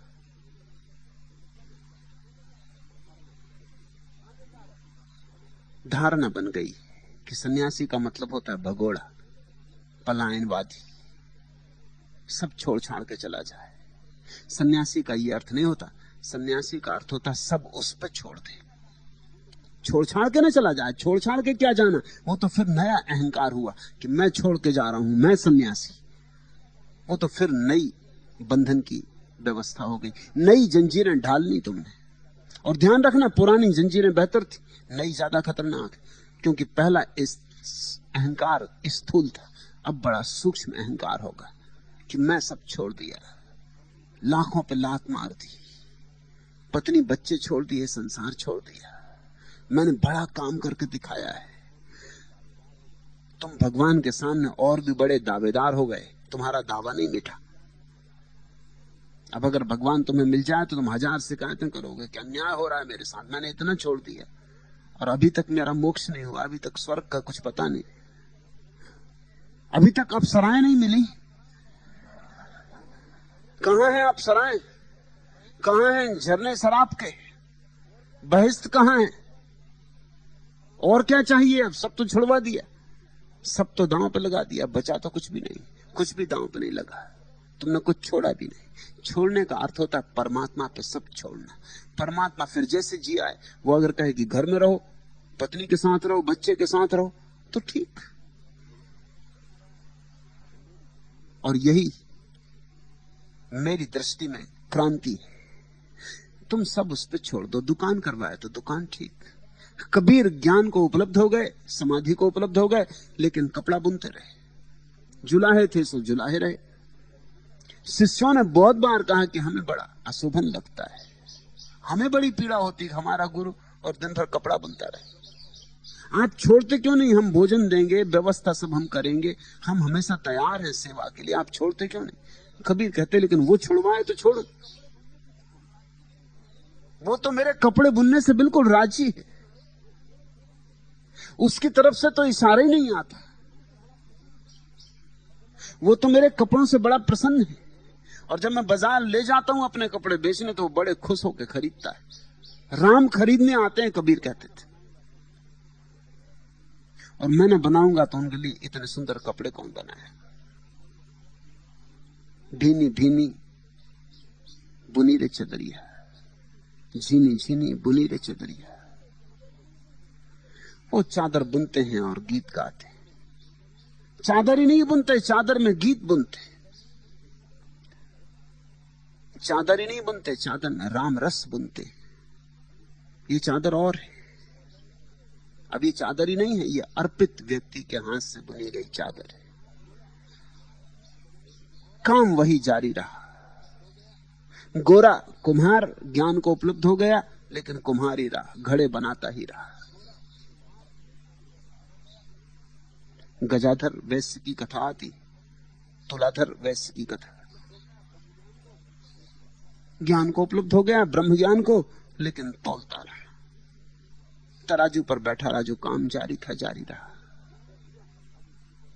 जिसने अपने को अर्पित कर दिया, अब उसकी कोई मनसा नहीं। अब जो परमात्मा करवाएगा करवाएगा, नहीं करवाएगा तो नहीं करवाएगा। लेकिन अपनी तरफ से अब हम कुछ भी ना करेंगे। जो उसकी तरफ से आता रहेगा उसे होने देंगे। हम उसके सहयोगी रहेंगे, हम उसके लिए निमित्त रहेंगे। कृष्ण की गीता का कुल सार इतना है, इस सूत्र में आ गया, अबंधा अर्पणस्य मुखम। इतनी ही बात कृष्ण ने उतनी लंबी गीता में कही जो सांडिल्य ने एक सूत्र में कह दी। अर्जुन को यही समझाया है कि तू अर्पित हो जा, सब उस पर छोड़ दे, तू निमित्त मात्र रह जा। वो युद्ध करवाए तो युद्ध कर, वो जो करवाए सो कर, तू अपने को बीच में ना ला। तू निर्णायक मत बन। तेरा निर्णायक बनना ही तेरा संसारी होना है। तू अनिर्णायक हो गया, सिर्फ ग्राहक रह गया उसके संदेशों का, वही सन्यास है। ध्यान नीमा तू दृष्ट सौकर्यात। जिस भाव से ध्यान करने से नेत्र तृप्त होते हो, उसी भाव के चिंतन करने का नाम ध्यान है। महत्वपूर्ण सूत्र है, ख्याल में लेना। अधिकतर लोग ध्यान, पूजा, पाठ, प्रार्थना जबरदस्ती आरोपित करते, वह उचित नहीं। जबरदस्ती आरोपण से कुछ भी ना होगा। सहज स्वभाव का प्रवाह होना चाहिए। लेकिन उपद्रव इसलिए हो गया है कि जन्म के साथ तुम्हें धर्म भी पिला दिया गया है। मां ने दूध के साथ तुम्हें धर्म भी पिला दिया है। कोई आदमी जैन घर में पैदा हुआ है, अब इसके भीतर हो सकता है भक्ति की उमंग सहज हो, मगर ये महावीर के सामने नाचे तो कैसे नाचे? वो महावीर नग्न खड़े, वहां नृत्य का कोई अर्थ नहीं। ये महावीर के सामने गीत गाए तो कैसे गाए? वो गीत बिल्कुल बेमौजू मालूम होता है। गीत कृष्ण के सामने गाया जा सकता है और कृष्ण के सामने नाचा जा सकता है। जरा सोचो, अगर मीरा महावीर की भक्त हो तो नाचे कैसे? पैर कट जाएंगे। लेकिन कोई कृष्ण के घर में पैदा हुआ है, कृष्ण को मानने वाले लोगों के घर में पैदा हुआ है, और हो सकता है उसको नाचने और गीत और भजन और कीर्तन में कोई रस ना हो। उसे रस हो कि शांत बैठ जाए जैसे बुद्ध बैठ गए, कि शांत खड़ा हो जाए जैसे महावीर खड़े। मगर अड़चन आ गई, तुम्हारे सहज स्वभाव को देखकर तुम्हारा धर्म नहीं है। तुम्हारा धर्म तो संयोगिक है। किसी घर में पैदा हो गए, धर्म तुम्हारा पकड़ा दिया गया। जिस व्यक्ति को सच में ही परमात्मा की तलाश करनी हो, उसे अपने स्वभाव की पहले तलाश करनी होती कि मेरी स्वाभाविक सहज रस की धारा किस तरफ बहती। जिसने अपने स्वभाव को ठीक से समझ लिया, उसके लिए कठिनाई न रह जाएगी। जिस भाव से ध्यान करने से नेत्र तृप्त होते हो, दोनों तरह के नेत्र, बाहर के नेत्र और भीतर के नेत्र। अब कोई हो सकता है कृष्ण के रूप में एकदम तल्लीन हो जाए, और यह भी हो सकता है किसी को कृष्ण का रूप देख के बड़ा कष्ट हो। कोई सोचने लगे कि ये कैसा भगवान, ये मोर मुकुट बांधे खड़ा है, ये तो बड़े राग की दशा है, ये सजावट, ये श्रृंगार, इसमें वीतरागता कहां है, ये गोपियों का नृत्य, ये स्त्रियों का जमघट चारों तरफ, ये रासलीला, ये कैसा भगवान। इसलिए जैनों ने कृष्ण को भगवान नहीं माना। कैसे मान सकते? उनकी धारणा में वीतरागता भगवत्ता है। और ऐसा नहीं कि उनकी धारणा गलत है। एक तरह के लोग हैं इस दुनिया में जिनके लिए वीतरागता ही भगवत्ता है, और एक तरह के ऐसे लोग भी हैं इस जगत में जिनके लिए राग का पूर्ण हो जाना भगवत्ता है। इस जगत में भिन्न भिन्न तरह के लोग हैं। यहां बहुत तरह के फूल खिलते हैं इस बगीचे में, और यही इस बगीचे की गरिमा है, गौरव है। यहां गुलाबी गुलाब खिलते होते तो लोग गुलाब से ऊब गए होते। यहां चंपा, जूही, चमेली और भी हजार तरह के फूल खिलते, नए रंग, नए ढंग। अपने पसंद को ठीक से सोच लेना। सांडिल्य कहते हैं जिससे तुम्हारी बाहर की आंखें तृप्त हों, उसी से तुम्हारी भीतर की आंखें भी तृप्त होंगी, ख्याल रखना। इसलिए और कोई धारणाओं को बीच में मत आने देना। जिससे तुम्हारा लग जाए हृदय, लग जाने देना, चल पड़ना। फिर दुनिया कुछ भी कहे, दुनिया की फिक्र मत करना। जिससे तुम्हें रस बहे, उसी से तुम पहुंचोगे। रस धार में सम्मिलित हो जाओगे तो परमात्मा के सागर तक पहुंचोगे।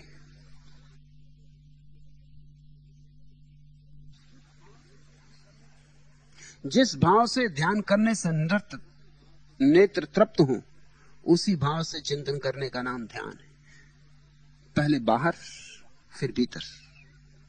पहले बाहर के नेत्र तृप्त हो, और नेत्र तो सिर्फ प्रतीक है, संकेत मात्र। अब यहां मेरे पास इतने तरह के लोग हैं। किसी को विपस्सना ठीक पड़ती है, शांत बैठना। किसी को विपस्सना ऐसी लगती है कि ये कहां के कारागृह में फंस गए। किसी को सूफी नृत्य आनंद देता मालूम पड़ता है, नाच, गीत। अपनी अवस्था को पहले जांच लेना, क्योंकि तुम्हें जाना है परमात्मा तक। ऐसी कोई बात मत चुन लेना जो तुम्हारे ऊपर जबरदस्ती मालूम पड़े। और अक्सर ऐसा हो गया है कि लोग ऐसी बातें चुनते हैं जो जबरदस्ती, अक्सर ऐसी बातें चुनते हैं जिनमें जबरदस्ती, क्योंकि जबरदस्ती के कारण उनको ऐसा लगता है कुछ तपस्या कर रहे हैं। मूढ़ता कर रहे हो, तपस्या नहीं। कुछ लोग सिर के बल सिर्फ इसलिए खड़े कि सिर के बल खड़े होने में बड़ा कष्ट होता है, कष्ट के कारण ही चुन लिया है। क्योंकि धारणा यह बैठी है कि कष्ट से ही परमात्मा मिलेगा। पागल हो तुम। परमात्मा को पाने के लिए किसी तरह के कष्ट उठाने की आवश्यकता नहीं है। अगर तुम कष्ट उठाते हो तो उसका केवल इतना ही कारण है कि तुम अपने स्वभाव के विपरीत जाते हो, इसलिए कष्ट उठाते हो। और परमात्मा को पाना हो तो स्वभाव के अनुकूल जाना जरूरी है। जैसे जैसे परमात्मा के पास जाओगे सुख बढ़ेगा, कष्ट कम होगा। जीवन में धीरे धीरे एक शांति की आभा उतरेगी, एक आनंद मग्न भाव आएगा, एक मस्ती आएगी। लेकिन लोगों ने कष्टप्रद बातों को चुन लिया है। उससे एक लाभ होता है, अहंकार की तृप्ति होती। कोई उपवास कर रहा है, उससे अहंकार तृप्त होता है कि देखो तुम खाने के पीछे दीवाने हो, मरे जाते हो। एक मैं हूं कि आज 30 दिन से उपवासा बैठा हूं, अब झुको मेरे पैर में, अब करो नमस्कार, अब निकालो शोभा यात्रा। कि मुनि महाराज ने 30 दिन का उपवास किया। अगर उपवास से किसी को आनंद आ रहा है तो शोभा यात्रा की क्या जरूरत है? अगर उपवास से किसी को आनंद आ रहा है तो उनके चरणों में झुकने की क्या जरूरत है? लोग चरणों में तभी झुकते हैं यहां जब उन्हें लगता है कि बेचारा बड़ा कष्ट उठा रहा है, बड़ी तपस्या चल रही। परमात्मा की तलाश में तपस्या तुम्हारी भूलों के कारण है, तुम्हारी गलतियों के कारण है। तुम कष्ट उठाते हो तो अपनी नासमझी के कारण उठाते हो, लेकिन परमात्मा के मार्ग पर सुख ही सुख है। ठीक कहते हैं रामकृष्ण कि मैं भोगी हूं। मैं भी तुमसे कहता हूं मैं भोगी हूं, और मैं तुम्हें भी महाभोगी बनाना चाहता हूं। अपने को कष्ट देना मनोवैज्ञानिक रूप से रोग है। तुम जाके मनोवैज्ञानिकों से पूछो, उन्होंने एक बीमारी को नाम ही दे रखा है, मैसोचिज्म। ऐसे लोग हैं दुनिया में जो अपने को कष्ट देने में रस लेते, जो अपने जीवन में घाव बनाने में रस लेते, अपने को परेशान करने में रस लेते। दुनिया में दो तरह के लोग हैं, एक तो जो दूसरों को परेशान करने में रस लेते हैं, और एक वो जो अपने को परेशान करने में रस लेते हैं। दोनों बीमार हैं। न तो दूसरे को परेशान करने की कोई जरूरत है, न खुद को परेशान करने की कोई जरूरत है। अपने स्वभाव को ठीक से पहचान लो और सहज की दिशा में यात्रा करो, तुम निश्चित पहुंच जाओगे। तुम पहुंचे हुए हो, सिर्फ स्वभाव को पहचानने की बात है। ध्यान नीमा तो दृष्ट सौकर्यात, जिससे तुम्हारे नेत्र तृप्त हो, जिससे तुम्हारे प्राण तृप्त हो, वही ध्यान है, वही मार्ग है। जिससे सुख अहिर्निश बढ़े, दिन दिन बढ़े, दिन दूना दिन चौगुना बढ़े, वही ध्यान है। इस सूत्र की क्रांति समझते हो? यह तुम्हारे जीवन के सारे रोगों से मुक्त दिला देगा।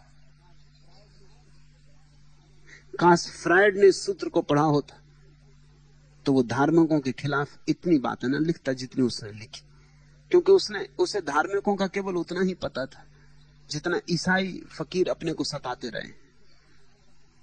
कोई अपनी आंखें फोड़ लेता है,